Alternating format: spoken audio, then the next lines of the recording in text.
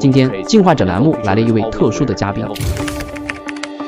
So the headlines said like this guy is a billionaire, vampire, weird guy.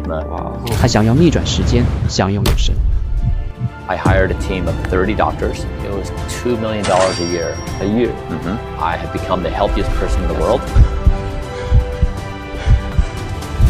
Death was no longer inevitable. So my son gave me plasma. Almost indistinguishable. I can be a part. 他真的掌握了永生的办法。为了年轻跟儿子换血的他，到底是不是个疯子？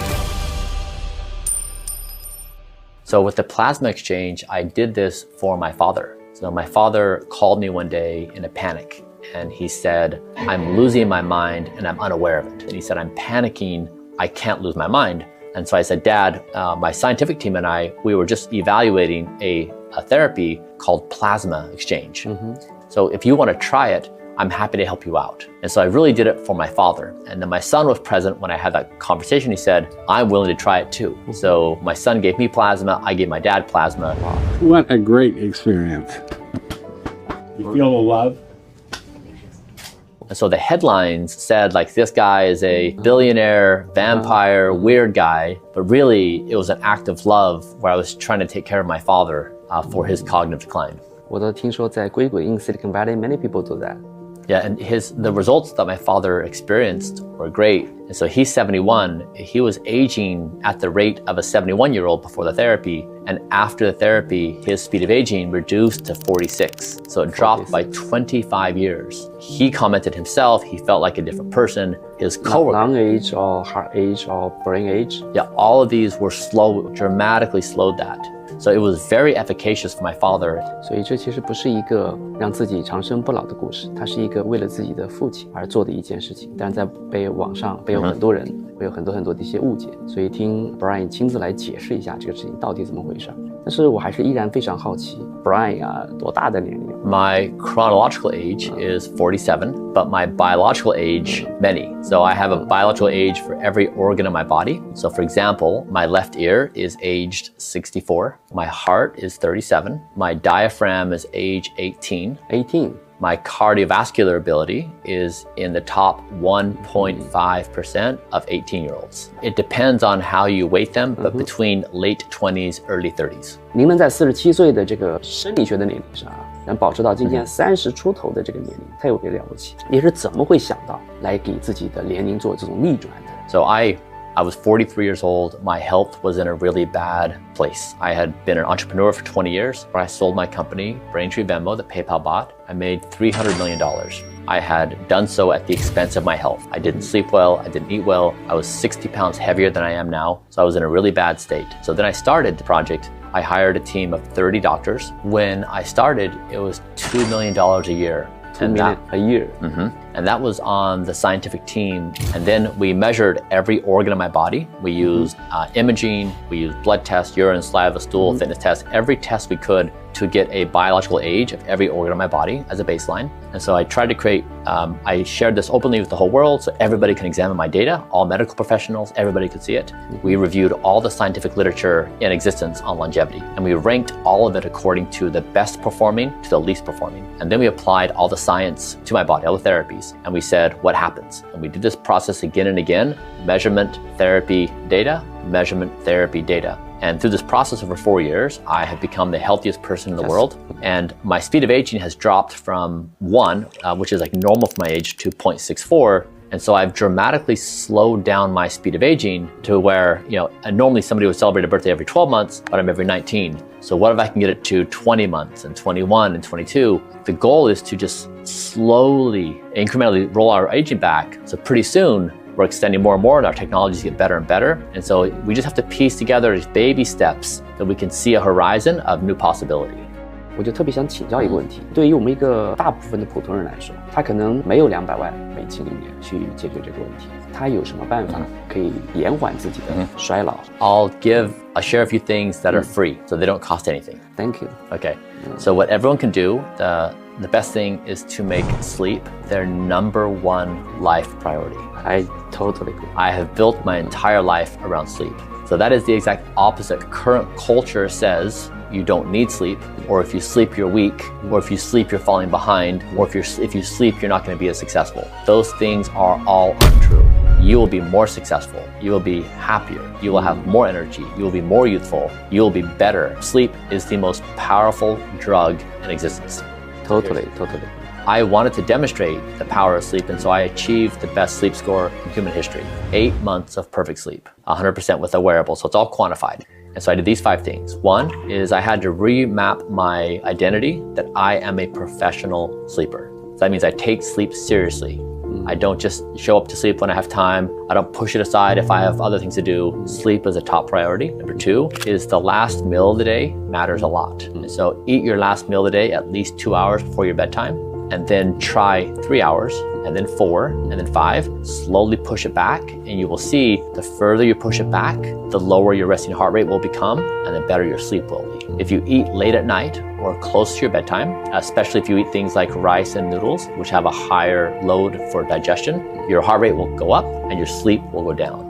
这是好消息，也是坏消息。很多中国人喜欢吃夜宵，就是等到晚餐之后，睡觉之前还要出去吃第4顿饭啊，那顿饭看来就不能吃了。Yes, yeah, exactly. So I have several people with me on this trip are Chinese, and so we have been doing this as a group in moving the last meal of the day earlier, and all of them are reporting it's dramatically improved their sleep. And they had never heard this before, so it's significantly changed how they feel about life. Number 3 is consistency. Is the body loves routine. It loves knowing what's going to happen and when it's going to happen. So my bedtime's 8:30, but you just choose your bedtime. Choose 9, 10, 11, 12, like whatever you want. Choose your bedtime and then just be consistent. When I was doing my perfect sleep score, I was in bed within 1 minute of my bedtime every night. Very precise. And when I did so, my body was very powerfully incentivized to go to sleep at that moment. And that consistency will give you power. The 3rd, consistency. Yes. 4th is light. So an hour before bedtime, screens are off. And so from screens, you're getting blue light, and blue light lessens the body's ability to sleep. And so you also want in your home environment or your work environment, I like red light. So I just do a little lamp with a red bulb, and red light soothes the body. It doesn't have any stimulation, but blues will keep you up. So light matters a lot. In my home at 7:30 p.m., we turn on all the red lights. And everyone who comes over, they find themselves getting incredibly sleepy in this red light. So it really has this nice effect. And then 5th is a wind down routine. And so at the end of the day, your brain is winding through the entire day. Yeah. What went well, didn't go well, who you're mad at, why you're sad, why you're happy, like all those things. And so you want to have an internal dialogue and be able to acknowledge those thoughts and those feelings. Because if your head hits a pillow and you're still ruminating on these thoughts all night long, you'll be spinning on these thoughts constantly, and you won't be able to get into your deeper sleep patterns. So it's a focused 1 hour time period where you're not working and you're specifically doing things like reading a book or doing breath work or meditating. But it's 1 hour to calm your body down and get ready for sleep. 这可能是最难的一个部分。我们的观众大部分都是创业者，都是企业家，他们可能每天都有大量的 difficult problems to solve， 所以让他有1个小时不去想这些事儿，实在是太困难了。有没有一些好的办法可以把它暂时的拿掉吗？这些思虑。Yeah. So I do this thing where I have a dialogue with myself. And so at 7:30 p.m. when Sleep Bryan comes onto duty. So I imagine Sleep Bryan has armor on, a shield, and a sword. And he's there to defend every other Bryan. So at 7:31, Ambitious Bryan shows up. And Ambitious Bryan says, I have a new idea about this really cool thing we can do. It's going to be epic. And Sleep Bryan says, thank you, Ambitious Bryan. We really appreciate you. You're doing a great job in life. And guess what? We're going to write this down right now. You can watch me. And then tomorrow, we're going to spend all day thinking about your wonderful suggestion. Good job. And by just acknowledging Ambitious Bryan, he's soothed to some extent where he says, all right, I allow you to go to sleep. But it's this internal dialogue of acknowledging these thoughts and acknowledging me as different personas. There's Ambitious Bryan, and Worry Bryan, and Dad Bryan, and Sad Bryan. And slowly I can work my way through. So when my head hits the pillow, I'm calm. 所以如果真的再有一些其他的建议，除了睡眠，能1, 2, 3 Yeah. So sleep is number 1. Number 2 is exercise. And so exercise doesn't have to be a big thing. You know, you can simply go for a walk, or you can do some stretches, or do yoga, or anything you want. You, of course, can be very advanced. You can go to the gym and you can work on specific muscle groups. That's great. But for most people, just being active every day is a really big win. But try to be active every day as number 2. Sleep, exercise. Third is nutrition. Now, this is complicated. Food is wound up in our emotions. And so the beginner level is you want to simply try to eat more good foods for you and eat fewer bad foods. You probably want to avoid things like sugar. You know, less than that, you'll probably want to avoid fried foods. You probably want to avoid junk food. But I really love it. I understand. So how to avoid, how to fight with? So what I do is I don't give myself any choice. So I build a system and I say, this is what you're going to eat today, and that's all I eat. And so if you wait until the moment, so for example, if you say, I'm going to do my best, but I'm gonna have a little bit of wiggle room, so at 3 o'clock, you're a little hungry, it's afternoon munchies, and you have like a few bags of junk food, and you put yourself in that situation, you're most likely going to eat the junk food. And so I just basically say, I'm not going to give myself the choice, because I know if I do, I'm going to do it. I'm going to cave to the temptation every single time. So I just don't give myself a choice. Systems over willpower. That's really good. 讨论完所有这个问题之后，我对 Bryan 啊就对充满了好奇，是个什么样的状态，能让你今天有这样的一个雄心壮志，能给大家介绍介绍呢？